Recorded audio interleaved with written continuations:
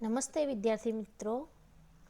आज हम कक्षा 8 विषय हिंदी द्वितीय सत्र की प्रथम इकाई पत्र एवं डायरी को पढ़ेंगे और समझेंगे।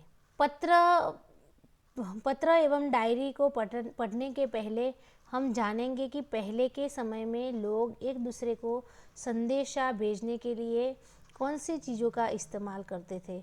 तो पहले लोग कबूतर के द्वारा, राजाओं थे, वो जो राजा लोग थे वो सब कबूतर के द्वारा, पंछियों के द्वारा एक जगह से दूसरी जगह संदेशा भिजवाते थे।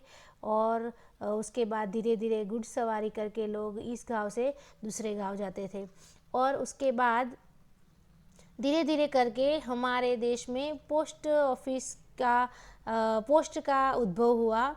तो उस पोस्ट ऑफिस का उद्भव हुआ तो उसके बाद पत्र की लेन देन शुरू हुई। एक दूसरी जगह जो भी हमें भेजना हो संदेशा, वो पत्र के द्वारा हम पहुंचा सके।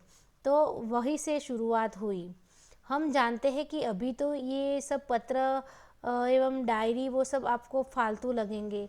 बच्चों को लगता है कि भाई इसमें क्या है, वो क्या क्यों लिखना, अभी तो बहुत सारे हमारे पास ऑप्शन हैं, तो पत्र क्यों लिखे। लेकिन पत्र एक ऐसी चीज़ है, इसमें हम विस्तार पूर्वक लिख सकते हैं। हमें जो भी सामने वाले को कहना है वो विस्तार पूर्वक कह सकते हैं। कभी कभार जब बच्चे अपने घर से दूर होते हैं, तो पहले के समय में जब हम पढ़ते थे, हम छोटे थे, तब हम हॉस्टल में से अपने मम्मी पापा को पत्र लिखकर हमारी जो भी प्रॉब्लम थी या जो भी हमें अच्छा लगता था वो हम लिख के, जाने वाले कब है, कब हमारी छुट्टी पड़ेगी, वो सब हम पत्र के द्वारा उनको भेजते थे।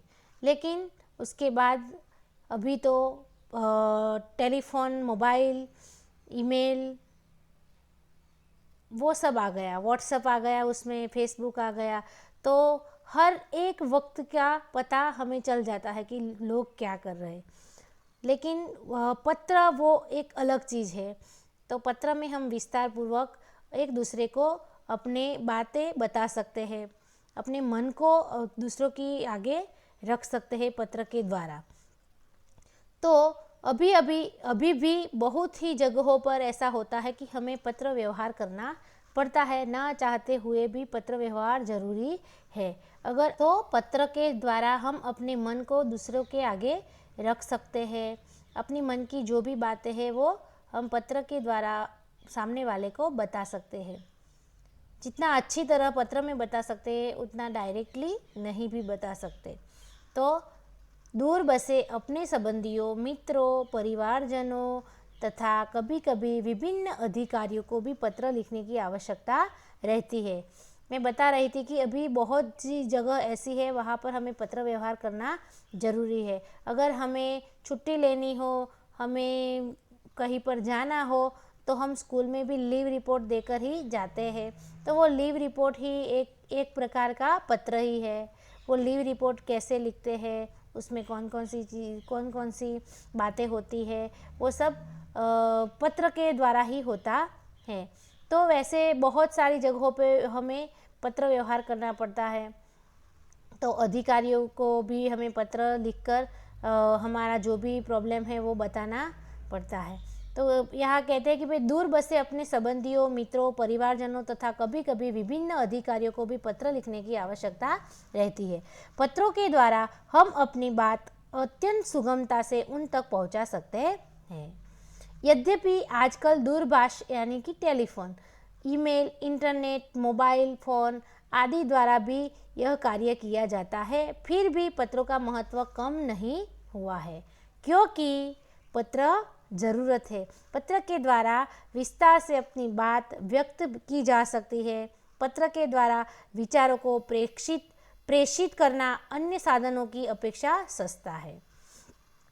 पत्र के द्वारा हम अपने विचार दूसरों को बता सकते हैं और वो आसानी से हम कर सकते हैं।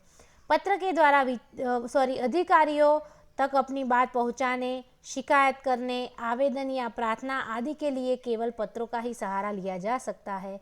अन्य साधनों का नहीं। हमें अभी भी इतने टेक्नोलॉजी के युग में भी हमें रिटर्न प्रूफ चाहिए। कोई भी बात करनी हो तो हमें लिखित में ही देना पड़ता है। तो हम आगे देखेंगे कि पत्र कौन कौन से प्रकार के होते हैं, कहाँ कहाँ पर कौन से पत्र। 2 प्रकार के होते हैं, फॉर्मल और इनफॉर्मल। फॉर्मल जो होते हैं वो अपने रिलेशन में अपने संबंधियों को हम लिख सकते हैं। इनफॉर्मल जो होते हैं वो अधिकारियों को हमें लिखना होता है, वो इनफॉर्मल होता है। तो हम देखते हैं कि यहाँ पर हमें नमूने दिए गए हैं, वो कौन से हैं उसको भी हम समझेंगे। तो पहला पत्र है निमंत्रण पत्र। निमंत्रण पत्र यानी कि हम किसी के घर पे हमें आमंत्रण दिया गया हो। जन्मदिन के अवसर पर उपस्थित रहने के लिए मित्र को निमंत्रण पत्र। 90 बुधनगर सोसाइटी, लिंबायत, सूरत 394210 अगस्त 2018। ये है पता। पता हम लेफ़्ट साइड में लिखते हैं। पता लिखने के बाद हम अभिवादन लिखेंगे। अभिवादन लिखने में हमें ध्यान रखना है कि हमारी उम्र का जो होता है उनको हम प्रिय या कोई भी चिरंजीव, आयुष्मान ऐसे वर्ड यूज़ कर सकते हैं। लेकिन हमसे बड़े हैं, बुज़ुर्ग है, तो हम उनको जो आदर वाले जो वर्ड होते हैं वो वर्ड यूज़ करते हैं, जैसे कि पूज्य, पूजनीय, पूजनीया, ऐसे वर्ड यूज़ कर सकते हैं। तो यहाँ पर प्रिय मित्र स्नेहल, वो अभिवादन किया हुआ है, अपने मित्र को प्रिय बताया है। प्रिय मित्र स्नेहल, सप्रेम स्मरण, प्रेम से मैं तुझे याद कर रहा हूँ। तुम्हें यह जानकर खुशी होगी कि अगले रविवार को मेरा जन्मदिन है। इस बार तो छुट्टी के दिन ही मेरा जन्मदिन है, इसीलिए मैं अपने सभी मित्रों को बुलाना चाहता हूँ और उन सबको आज निमंत्रण भेज रहा हूँ। आज इस बार मेरा जन्मदिन जो है वो संडे के दिन आया है, छुट्टी के दिन आया है, तो मैं खुश हूँ और मैं सभी मित्रों को बुलाना चाहता हूँ और मैं सभी को निमंत्रण भेज रहा हूँ। तुम जानते ही हो कि सालगिरह का दिन कितना आनंद का दिन होता है। सालगिरह सबके लिए आनंद का दिन होता है।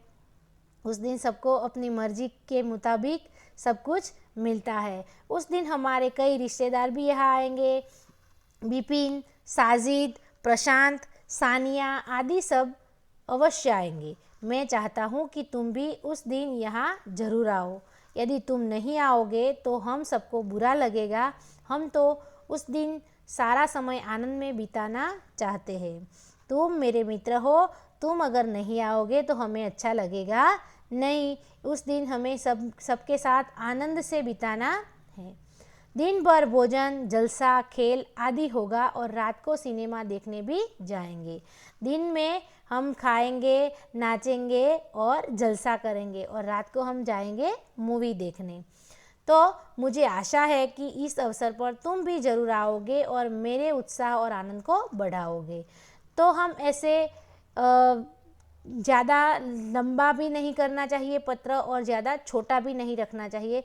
हमें बहुत सारी जो चीज़ें हैं वो पत्र के जन्मदिन के अवसर पर कहने वाली चीज़ें वो सब हमें पत्र में लिखनी चाहिए। जो हम करने वाले हैं, जो भी प्लानिंग है जन्मदिन के दिन, वो सब हम पत्र में लिखकर उसे बता सकते हैं।